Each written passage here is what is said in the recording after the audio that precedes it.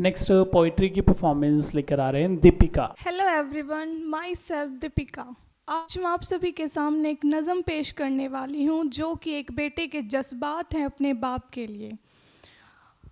और मैं आपसे दरख्वास्त करती हूँ कि आप मेरे लफ्ज़ों पे जाएं, ना कि अंदाज़े बयां पे। और मैं आपसे आशा करती हूँ कि आप मेरी इस नज़म को समझने की कोशिश करें। इसमें कुछ वर्ड्स हैं जिनका मतलब मैं आपको पहले बता देना चाहती हूँ। जैसे कि एक वर्ड है फजर। फजर मीन्स कि वो वक्त जब सूरज उगने वाला होता है। Second one is bellows. Bellows means unconditional. So ये मतलब थे मैंने आपको बताए। I recite this poem to you will get to know about this words. और जो मैं नज़म आपके सामने पेश करने वाली हूँ वो इस तरह शुरू होती है कि नन्ही सी आँखें और मुड़ी हुई उंगलियाँ थी, ये बात तब की थी जब दुनिया मेरे लिए सोई हुई थी। कि नन्ही सी आँखें और मुड़ी हुई उंगलियाँ थी, ये बात तब की थी जब दुनिया मेरे लिए सोई हुई थी। नंगे से शरीर पर नया कपड़ा पहनाता था, त्योहार वोहार की समझ ना थी पर फिर भी मेरे साथ मनाता था। घर में खाने के वांदे थे पर एफडी में पैसा जोड़ रहा था। और उसके खुद के सपने अधूरे थे पर मेरे लिए बुन रहा था। ये बात तब की थी जब दुनिया मेरे लिए सोई हुई थी। वक्त का साल बढ़ा पर तब भी सब अनजान था, मैं फिर भी उसकी जान था। बिस्तर को गीला करना हो या फिर रातों को रोना, एक बाप ही था जिससे छीना मैंने उसका सोना था।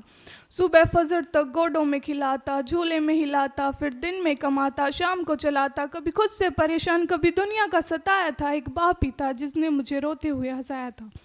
अल्फाजों से तो गूंगा था मैं, लेकिन वो मेरे इशारे समझ रहा था। और मैं खुद इस बात से हैरान हूँ आज कि कल वो मुझे किस तरह से पढ़ रहा था। पापा तो छोड़ो यार, अभी आ भी निकला ना था और वो मेरी हर फरमाइशों को पूरा कर रहा था। अब मैं भी उसके लाड प्यार में ढलने लगा था। घर से वो निकल ना जाए, अब उसके कदमों पर नजरें रखने लगा था। और मुद्दे तो हजार थे बाजार में उसके पास, लेकिन कब ढल जाएगा सूरज उसको इसका इंतज़ार था। और मैं भी दरवाजे की चौखट को ताकते रहता, तब होती थी दस्तक तो वो घर से झांकते रहता था। देख के उसकी शक्ल जोर से चिल्लाता था, जो भी इशारे मुझे आते थे उससे उसे अपने करीब बुलाता था। वो भी सब छोड़ छाड़ कर मुझे सीने से लगाता था। और वो भी सब छोड़ छाड़ कर मुझे सीने से लगाता था। कभी हवा में उछालता, कभी गोडों में खिलाता, और मेरी एक मुस्कान के लिए कभी हाथी कभी घोड़ा बन जाता था। और सो सुकून रात भर सुकून के साथ, इसीलिए पूरी रात एक करवट में गुजारता था, इसीलिए पूरी रात एक करवट में गुजारता था।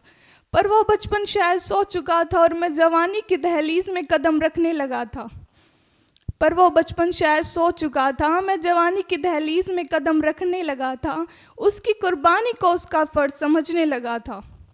चाहे वो खुद बिना पंखे के सोना हो, या फिर मुझे हवा में सुलाना, या फिर दिवाली का वो खुद पुराना कपड़ा पहनना और मुझे नया पहनाना, या फिर तपते हुए बुखार में वो ठंडे माथे पर रखी हुई पट्टियाँ हो, या मेरी हर जिद के आगे झुक जाना हो।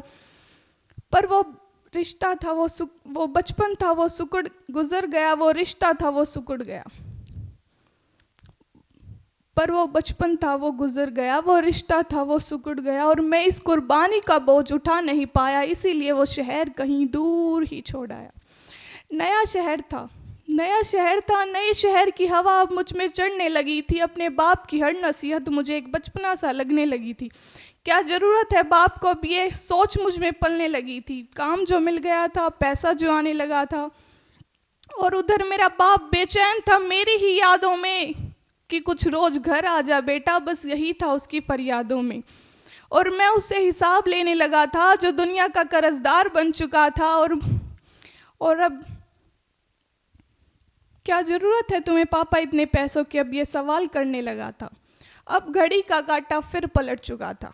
कल मैं किसी का बेटा था, आज मैं किसी का बाप बन चुका था। और हसरतों का स्वेटर मैं भी बुनने लगा था।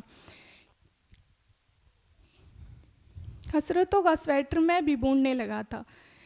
अब दुनिया में कोई इससे आगे था, ना कोई अपना था, ना सब पराया था, बस वही एक सपना था।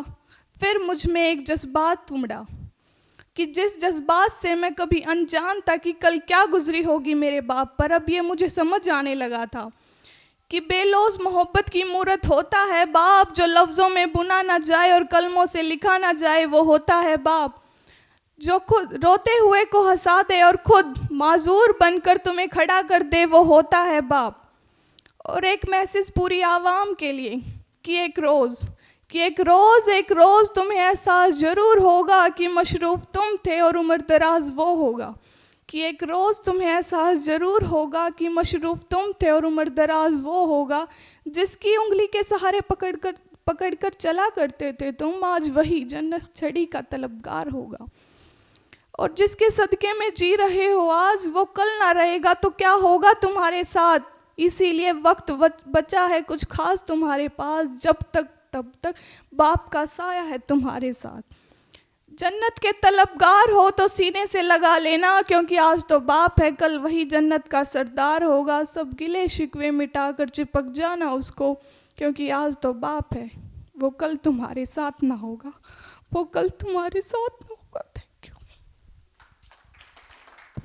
KKHD ਇਹ ਅਖਬਾਰ 'ਚ ਵੀ KKHD ਦੀ ਐਡ ਹੈ, ਮੈਗਜ਼ੀਨ ਵਿੱਚ ਵੀ ਹਰ ਪੇਜ ਤੇ KKHD, ਫੇਸਬੁੱਕ ਦੇਖਿਆ KKHD, YouTube ਦੇਖਿਆ ਉਹ 'ਚ ਵੀ KKHD। ਮੈਂ ਵੀ ਕੱਲ ਇੰਸਟਾਗ੍ਰਾਮ ਤੇ ਦੇਖਿਆ ਸੀ, ਉਹਦੇ ਉੱਤੇ ਵੀ KKHD ਦੀ ਐਡ ਆ ਰਹੀ ਸੀਗੀ। ਇਹ KKHD ਕੀ ਹੈਗਾ? ਤੁਹਾਨੂੰ ਪਤਾ ਹੀ ਨਹੀਂ KKHD ਦਾ ਮਤਲਬ ਕਿਸਮੇ ਕਿਤਨਾ ਹੈ ਦਮ। ਕਿਸਮੇ ਕਿਤਨਾ ਹੈ ਦਮ। ਦੁਨੀਆ ਦੇ ਸਾਹਮਣੇ ਆਪਣਾ ਟੈਲੈਂਟ ਦਿਖਾਉਣ ਲਈ ਇਹ ਸਭ ਤੋਂ ਵਧੀਆ ਟੈਲੈਂਟ ਸ਼ੋਅ ਹੈ। ਤੇ ਸਭ ਤੋਂ ਇੰਟਰਸਟਿੰਗ ਗੱਲ, KKHD ਵਾਲੇ ਸਾਨੂੰ ਟ੍ਰੇਨਿੰਗ ਵੀ ਦਿੰਦੇ ਨੇ ਤੇ ਬੱਚਿਆਂ ਨੂੰ ਇੱਕ ਪਲੇਟਫਾਰਮ ਵੀ ਦਿੰਦੇ ਨੇ। ਇਹਨਾਂ ਦਾ ਨੰਬਰ ਕੀ ਹੈ? 9041 733 733 9041 733 733।